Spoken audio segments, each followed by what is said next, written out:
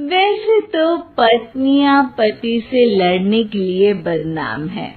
उन पर कई जोक्स भी बनते हैं, लेकिन आज की कहानी में कभी न खत्म होने वाली लड़ाई का छोटा सा सॉल्यूशन ढूंढा है।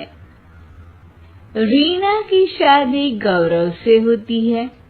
गौरव उम्र में रीना से बड़ा होता है, तो उसकी आदतें और उसका रहन सहन भी रीना से कहीं ज्यादा परिपक्व होता है।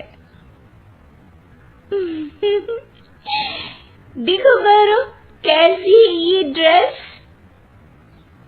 अरे रीना, क्या क्या पहनती हो? सिंपल साड़ी में कितनी सुंदर लगती हो, जानती भी हो तुम? बस करो, तुम तो हो ही बूढ़े। मेरी तो जिंदगी ही खराब हो गई। मैंने कैसा पति सोचा था और कैसे निकले तुम। अरे रीना, बात बात पर लड़ा मत करो। रीना पैर पटकती वहां से निकल जाती है। अगले दिन गौरव जब घर आता है, क्या है, जब से आए हैं पेपर ही पढ़ रहे हैं, कहीं घूमने नहीं चलना क्या? अरे यार, मैं थक गया हूँ, जरा टीवी का रिमोट देना। कैसे इंसान हो तुम? मैं सुबह से तुम्हारा इंतजार कर रही हूँ कि तुम मुझे कहीं घुमाने लेकर जाओगे, लेकिन तुम हो रहने दो, बात ही मत करो मुझसे। गौरव को तो समझ में ही नहीं आता कि आखिर रीना उससे चाहती क्या है और वो क्यों उससे लड़ती रहती है। एक दिन, अरे रीना, खाने में क्या बनाया है? भूख लगी है। आज ना मैंने साउथ इंडियन खाना बनाया है, डोसा और इडली। बोलिए तो लगा दूं?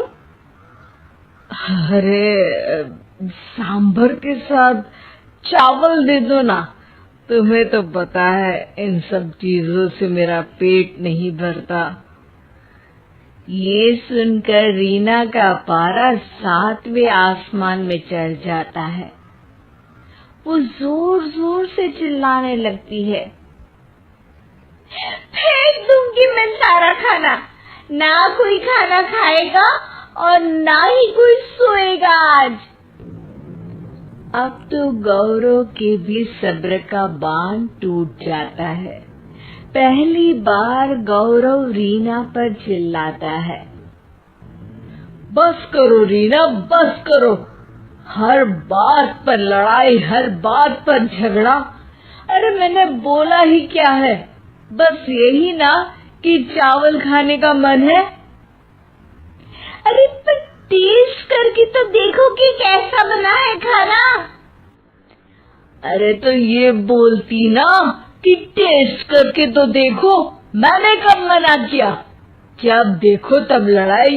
अब क्या खाना भी तुम्हारी पसंद का ही खाऊं? इतना कहकर गौरव वहां से निकल जाता है। अब क्या था, कभी न बोलने वाले गौरव के मुंह से इतनी बात सुनकर रीना का पारा हाई हो जाता है। वो वहां से पास में ही अपनी सहेली के घर चली जाती है। अरे क्या हुआ रीना, क्यों रो रही है तू?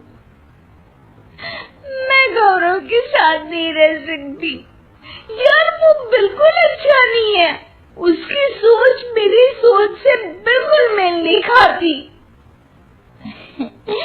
अरे ये तो भगवान ने नियम बनाया है, पति पत्नी कभी भी एक दूसरे के जैसे हो ही नहीं सकते।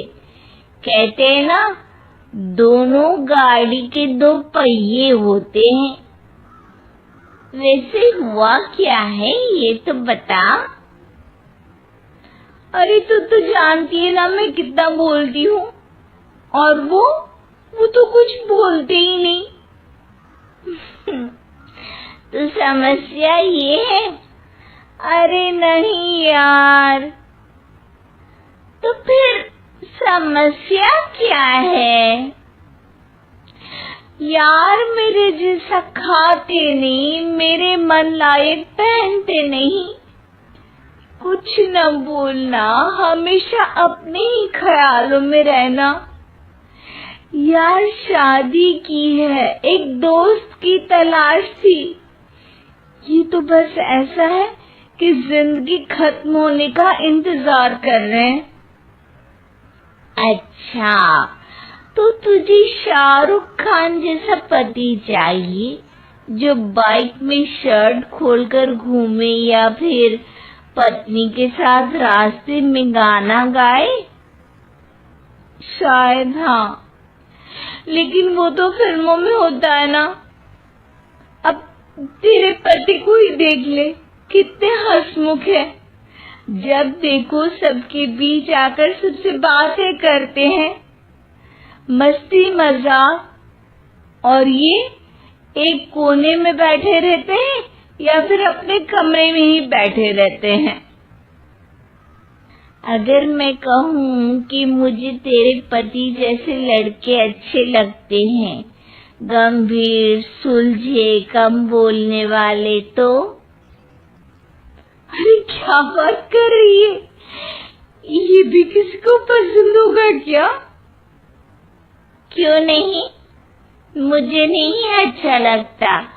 वो मेरी किसी भी सहेली के सामने आकर मजाक करने लगते हैं, हर वक्त बोलते रहते हैं। अरे मर्द तो शांत ही अच्छे लगते हैं। अब तो रीना के पास बोलने के लिए कुछ नहीं था। वो समझ रही थी कि उसे जो मिला वो किसी का सपना हो सकता है। तभी उसकी सहेली उसे कहती है, देख रीना, कभी दो संतों को बात करते देखा है। शांति से एक दूसरे के सामने बैठे रहते हैं, दोनों बात नहीं करते, लेकिन फिर भी एक दूसरे को समझ जाते हैं। मैं तो यही कहूंगी कि तू अपने पति के मन को समझ, पहले समझ फिर समझाने की कोशिश करना, समझी? अब रीना को बात समझ आ गई थी। वो घर आकर गौरव के गले लग जाती है। गौरव कुछ कहता, पर रीना उसे चुप कर देती है। अब आप जैसे हैं वैसे ही रहिए, मैं आपके साथ हर हाल में खुश हूँ।